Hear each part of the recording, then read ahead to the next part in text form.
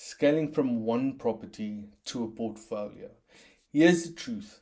A lot of property investors never get past their first deal.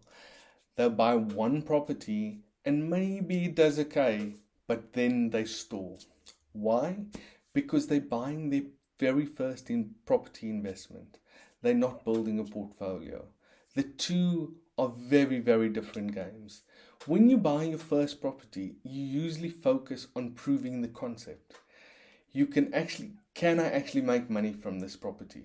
But scaling requires a system, a strategy, and the confidence in the numbers. The biggest reason people get stuck is finance.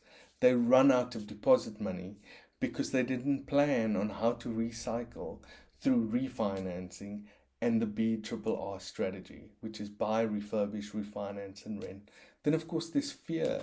The first deal might have been exceptionally stressful, so you've lost momentum instead of creating a repeatable process. There's no strategy.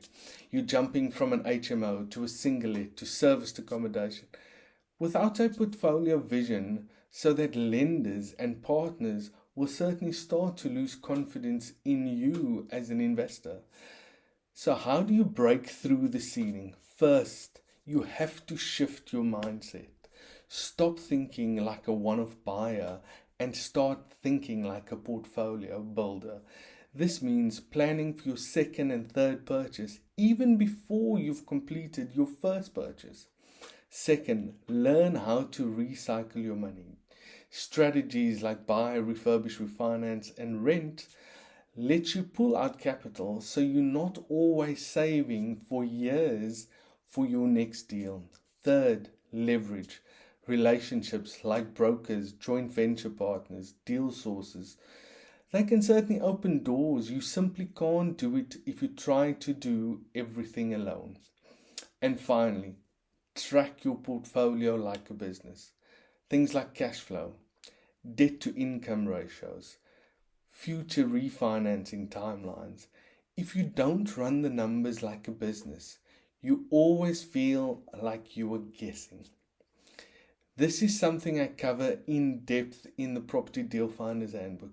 In fact, if you go back to chapter 2, where I break down the concept of leverage and risk management, that's the foundation of scaling and understanding how to use finance safely, managing risk, and setting up a system that allows you to grow beyond just that one property.